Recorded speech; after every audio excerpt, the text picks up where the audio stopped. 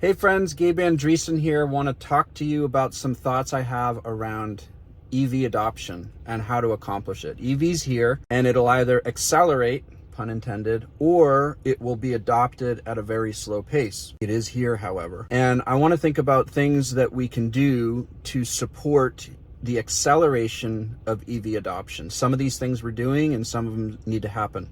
So I'm thinking about a stool. The name of the stool is EV adoption. There are 4 legs on that stool, and each one of them would go like this.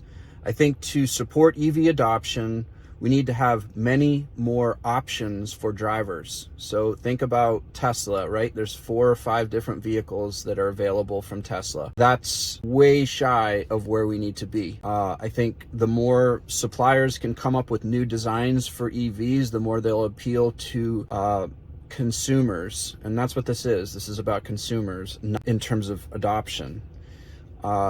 The second leg of the stool would be lower cost electric vehicles. If we're going to appeal to the masses, we need to have the costing of electric vehicles be in that range where they're competitively priced against internal combustion engine options that are the same. I think the third leg of the stool is a robust charging network. Here in Massachusetts and out in California, we're doing lots of things to accomplish that, to avoid range anxiety and problems while out driving. So a robust charging network is a really good goal that will help to foster large-scale adoption to happen. We have to apply to or appeal to the middle class, upper mid and lower mid, all that giant group of people. We need to appeal to them. How do we do that in America?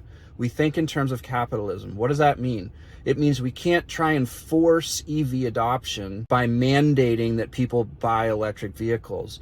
What we have to do is incentivize it. How do we incentivize it? Very big picture. We need to think in terms of controlling the cost of electricity or the cost of fuel for electric vehicles.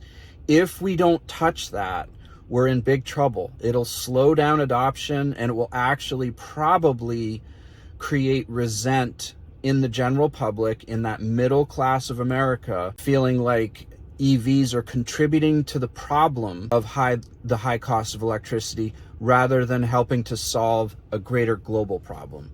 So if there's a way where utilities can maybe subsidize the cost of electricity for the general public, which creates an ROI on making the EV investment that's real, that touches people where they really need it. I think middle America is more concerned about money coming in and money coming out. And if we can speak to that via keeping the cost of electricity low, then I think you're going to foster much, much more adoption in a shorter period of time. Hope you're encouraged.